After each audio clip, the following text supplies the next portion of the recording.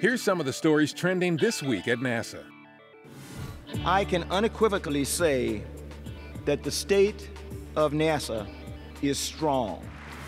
That assertion by NASA Administrator Charles Bolden came during his February 2nd State of NASA address at Kennedy Space Center in Florida, following the release of President Obama's Fiscal Year 2016 $18.5 billion budget proposal for NASA earlier the same day. That's $500 million increase over last year's enacted budget.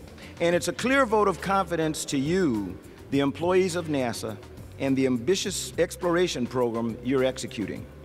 And a vote of confidence for NASA's plan moving forward, which includes development of new vehicles and technologies needed for unprecedented human missions to an asteroid and to Mars, commercial partnerships to provide transportation to and from the International Space Station from the United States, and research on the station for the benefit of future deep space travelers and people living on our home planet.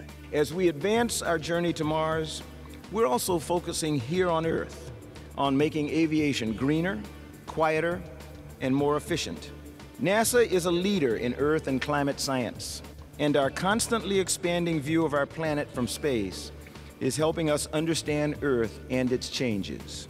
And as the administrator noted, although Mars is a key destination, it's only one point on NASA's journey of discovery throughout our solar system and beyond, across the farthest reaches of the universe. I could not be more excited about our future. We're making steady progress and continuing to reach for new heights.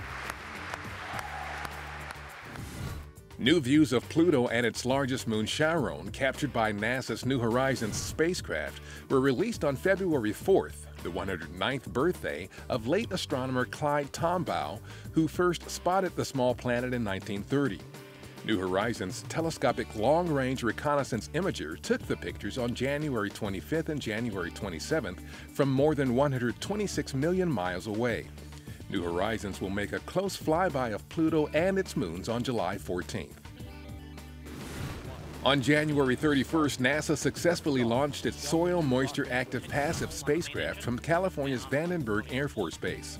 SMAP, the first Earth satellite designed to collect global observations of the vital soil moisture hidden just beneath our feet, is the agency's fifth Earth science mission to be launched in the last 11 months. Representatives from NASA, industry, and academia participated in the annual Virginia Aerospace Day in and around the Virginia General Assembly building in Richmond recently.